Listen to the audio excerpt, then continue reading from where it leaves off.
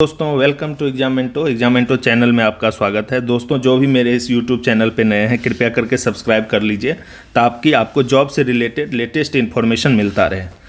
और आज का जो टॉपिक है दोस्तों आईआईटी दिल्ली में जो न्यू रिक्रूटमेंट आई है उसके रिगार्डिंग है। तो यहाँ पे न्यू रिक्रूटमेंट जो है आप देख सकते हो अलग अलग पोस्ट के लिए आई है। तो इसमें कुछ जो सिविल और इलेक्ट्रिकल से रिलेटेड है दोस्तों उसका डिस्कशन मैं आज करूँगा। तो आप सबसे पहले आप देख लो Indian Institute of Technology Delhi, ठीक है। ये एडवर्टाइजमेंट नंबर है 3/2023 और स्टार्टिंग डेट जो है दोस्तों 17 फरवरी 2023 है और लास्ट डेट जो है अप्लाई करने का वो है 20 मार्च 2023 तक। तो अभी भी टाइम है दोस्तों। तो यहाँ पे जो आज का डिस्कशन है मोस्टली मैं जैसे आप देख सकते हो सुपरिटेंडिंग इंजीनियर एसई का जो पोस्ट है टोटल नंबर ऑफ वैकेंसी है 2 और जो इसके लिए एज लिमिट है वो मैक्सिमम 55 ईयर्स है और इसका जो पे लेवल है और लेवल 13 है। फिर असिस्टेंट एग्जीक्यूटिव इंजीनियर का टोटल 2 पोस्ट है जिसमें आप देख सकते हो इसका जो लेवल है वो लेवल 10 है और मैक्सिमम एज लिमिट 40 है। और उसके बाद जूनियर इंजीनियर सिविल जो है दोस्तों इसका नंबर ऑफ वैकेंसी 3 है, इसका पे लेवल 6 है और मैक्सिमम एज लिमिट 35 है। असिस्टेंट एग्जीक्यूटिव इंजीनियर का आप देख सकते हो यहाँ पे इलेक्ट्रिकल का इसमें भी 2 सीट है जो अनरिजर्व का है सिर्फ और इसका जो पे लेवल है लेवल 10 है। जितने भी असिस्टेंट एग्जीक्यूटिव इंजीनियर वो लेवल 10 में है, एससी लेवल 13 में है और जूनियर इंजीनियर लेवल 6 में है, इसका भी एज लिमिट 45 है। उसके बाद junior engineer electrical number of vacancy कितनी है 4 है और इसमें एज लिमिट दोस्तों 35 है। तो दोस्तों स्टेट एंड वर्क्स एक डिपार्टमेंट होता है आईआईटी में जिसमें सारे इंजीनियर्स की भर्ती होती है।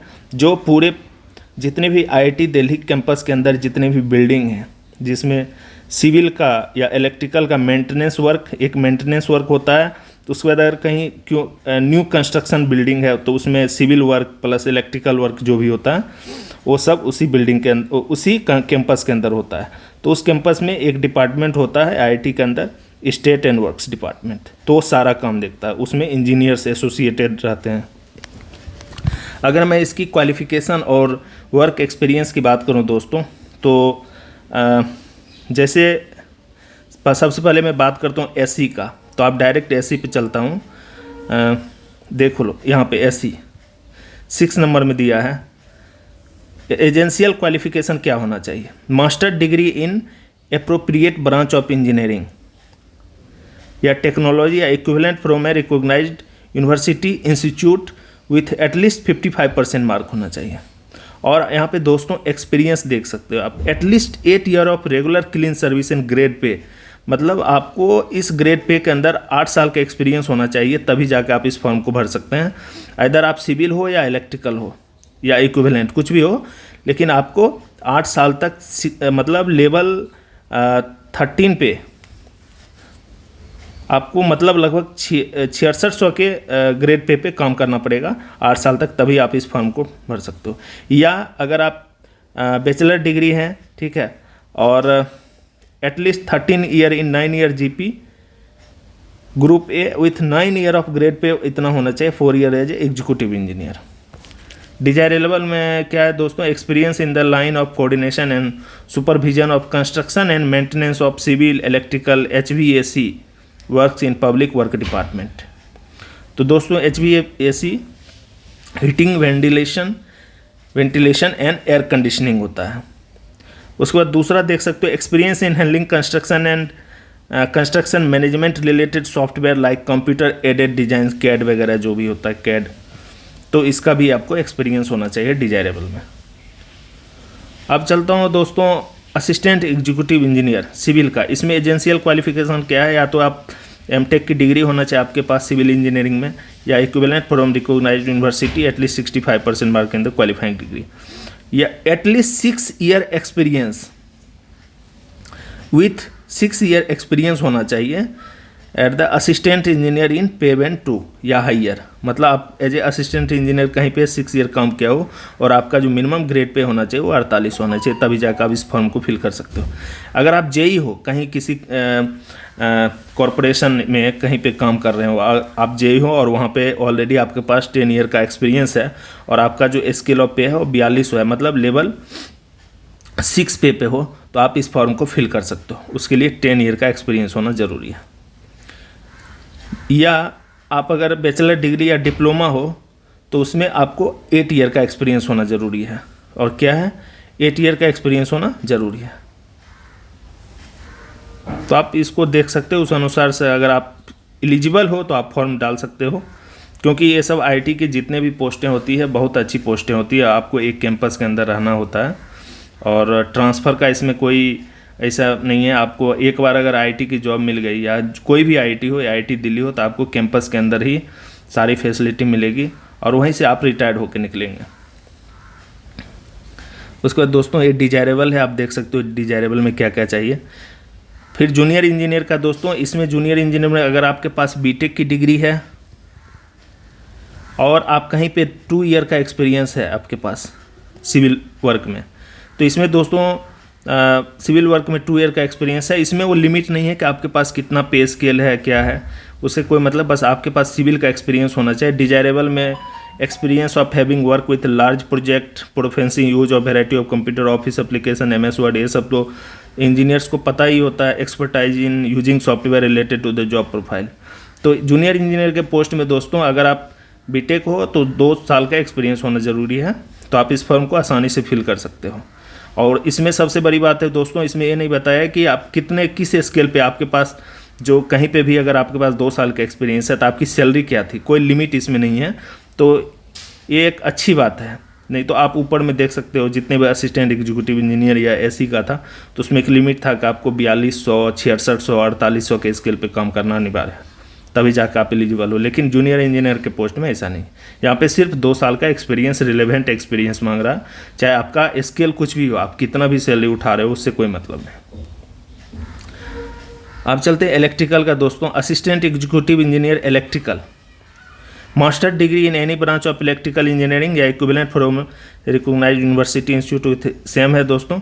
और क्या है, उसके बाद आपके पास या तो बीटेक या एमटेक की डिग्री होना चाहिए और 6 साल का एक्सपीरियंस होना चाहिए। यहाँ पे देख सकते हो 6 साल का एक्सपीरियंस होना चाहिए अगर आप एमटेक हो तो, या 10 ईयर एक्सपीरियंस लिमिट फिर जूनियर इंजीनियर 4200, मतलब अगर 4800 के स्केल पे आप कहीं पे काम कर रहे हो, अगर आपके पास 6 साल का एक्सपीरियंस है तो आप असिस्टेंट एग्जीक्यूटिव इंजीनियर का फॉर्म फिल कर सकते हो। अगर आप जेई हो और आपके पास 10 साल का एक्सपीरियंस है और आपका जो लेवल ऑफ स्केल है तो लेवल 6 है, 4200 के स्केल पे हो, तो आप इस फॉर्म को फिल कर सकते हो। या अगर आप डिप्लोमा हो और 8 साल तक आप मतलब आप डिप्लोमा हो, डिग्री या डिप्लोमा हो और 8 साल तक आपका एक्सपीरियंस है 4800 के स्केल पे, तो आप इस फॉर्म को फिल कर सकते हो। अगर आप जूनियर इंजीनियर हो तो आप 4200 के स्केल पे 12 साल का एक्सपीरियंस होना चाहिए, तब आप इस फॉर्म को फिल कर सकते हैं। डिजायरेबल में क्या है दोस्तों, proven track record of handling project work in repeated organisation of relevant magnitude and qualities, experience of working as a relevant to the profession, proficiency in the use of variety of computer office, MS word, excel, power point, same ही है दोस्तों जो civil का था। अब चलते हैं junior engineer electrical. Essential qualification आपका सेम है दोस्तों, आपका बैचलर डिग्री होना चाहिए इलेक्ट्रिकल इंजीनियरिंग में और इसमें भी 2 साल का एक्सपीरियंस होना चाहिए। ठीक है, एक्सपीरियंस क्या चीज़ होना चाहिए, एक्सपीरियंस जैसे आप कहीं पे, जैसे मान के चलो किसी जैसे पावर ग्रिड में जो काम कर रहे हो, पावर ग्रिड हो गया, रेलवे हो गया, आपके पास hands on experience electrical engineering में होना चाहिए। कहीं जैसे कोई जनरेशन यूनिट में काम कर रहे हो, या अदर NTPC में, ठीक है, या अदर हाइड्रो में, सोलर में, किसी भी फील्ड में आप काम कर रहे हो, बस आपके पास इलेक्ट्रिकल इंजीनियरिंग के में आपका एक्सपीरियंस होना चाहिए इलेक्ट्रिकल फील्ड में। उसके बाद proficiency use of variety of computer application, MS word, excel, ये सब तो जानना अनिवार्य है, ये सब तो पता ही होगा, जो भी वर्किंग होंगे कहीं ना कहीं यूज करते होंगे। Expertise in using software relevant to the job profile, तो ये जूनियर इंजीनियर का है दोस्तों। तो यहाँ पे 2 साल का एक्सपीरियंस चाहिए इसमें भी जूनियर इंजीनियर में, तो आप इस फॉर्म को फिल कर सकते हो। उसके बाद दोस्तों जनरल इंस्ट्रक्शन में आप लोग देख लीजिएगा क्या है। टीए रिम्बर्समेंट, मतलब अगर आप शॉर्ट लिस्टेड होते तो आपको टीए ट्रेवलिंग अलाउंस नहीं दिया जाएगा, वो पहले लिख दिया है। No travelling allowance shall be paid to the outstation candidate, call for certain evaluation process. ठीक है, जो SC/ST कैंडिडेट है उस will be paid as per the rule. जो भी SC/ST कैंडिडेट है उनको टीए मिलेगा अगर वो शॉर्ट लिस्टेड होते हैं और एग्ज़ाम के लिए जाते हैं या इंटरव्यू, जो भी पहला प्रोसेस होगा तो उसके लिए। तो दोस्तों IIT में क्या होता है कि वो डिपेंड करता है कि अगर आप सपोज करो कि आप JEE का पोस्ट डाल रहे हो इलेक्ट्रिकल से, JEE इलेक्ट्रिकल का डाल रहे हो, तो अगर 4 सीट है दोस्तों इलेक्ट्रिकल में और एप्लीकेशन अगर 600 आ गया, तो अगर 100 तक एप्लीकेशन आता है तो मोस्टली वो लोग या तो स्किल टेस्ट करवा लेते हैं या इंटरव्यू लेके शॉर्ट लिस्टेड कर लेते हैं, फाइनल सिलेक्शन करते हैं। अगर 600 से ज़्यादा आ गया तो उसमें क्या होता है दोस्तों, वो लोग क्या करते हैं, एग्ज़ाम कराते हैं। ठीक है, एग्ज़ाम कंडक्ट करते हैं, उसके बाद फिर इंटरव्यू तो नहीं, स्किल टेस्ट होता है, उसके बाद फाइनल सिलेक्शन होता है। वो डिपेंड करता है कि नंबर ऑफ कितना एप्लीकेशन रिसीव हुआ ईच एंड एवरी पोस्ट के लिए। तो यहाँ पे दे दिया है, मतलब date of retirement, age of superannuation for all the post, मतलब date of retirement 60 years. Permanent job है दोस्तों, 60 साल का पूरा जॉब है। तो यहाँ लास्ट डेट आप देख सकते हो, candidate are requested to apply online only from 17 February से 20 मार्च 2023 अप टू 5 बजे शाम तक। ठीक है, और यहाँ पे लिंक दिया हो दोस्तों, डायरेक्ट लिंक, इस पर आप क्लिक करेंगे तो डायरेक्ट जो एप्लीकेशन फॉर्म में खुल जाएगा, आप फिल कर सकते हो। अल्टरनेटिवली एक और लिंक दिया, इस पर भी आप फॉर्म फिल कर सकते हो।